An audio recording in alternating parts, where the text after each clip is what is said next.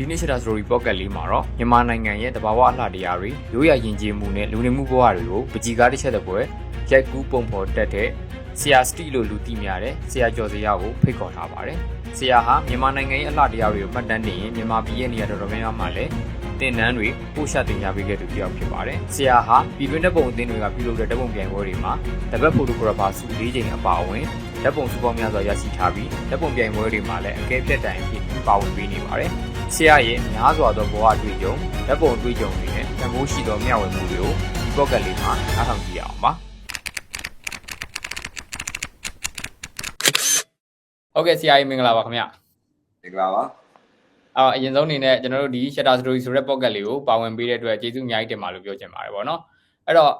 မေးလေးထားကြည့်တဲ့ကျွန်တော်မေးခွန်းလေးနဲ့ပဲစလိုက်ကြရအောင်ဗောနော်။ဆရာဒီဓာတ်ပုံဝါသနာဘယ်လိုဖြစ်ပြီးတော့မှစပါခဲ့လဲဆိုတာလေးကိုအရင်ဆုံးပြောပြပေးလို့ရမလားဗျ။ဓာတ်ပုံဝါသနာတော့ငယ်ငယ်လေးကပါလာဗောနော်။ဟုတ်ဒီဓာတ်ပုံလောကရောက်လာတော့ဝါသနာအရာပေါ့။ဝါသနာအရာ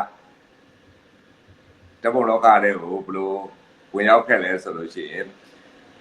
ဝါသနာအရကျွန်တော်တို့ social media Facebook မှာ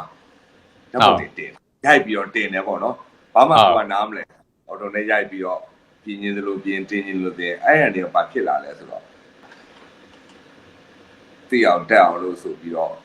သင်တန်းတွေစတက်ဖြစ်ခဲ့တယ်အဲ့ဒီမှာဓာတ်ပုံလောကတွေကိုတဖြည်းဖြည်းရောက်လာတာပေါ့နော်ဟုတ်ကဲ့ဆရာဘယ်နှခုနှစ်လောက်ကဖြစ်မလဲမသိဘူးဓာတ်ပုံလောကတွေစပြီးတော့မှရောက်လာကြတော့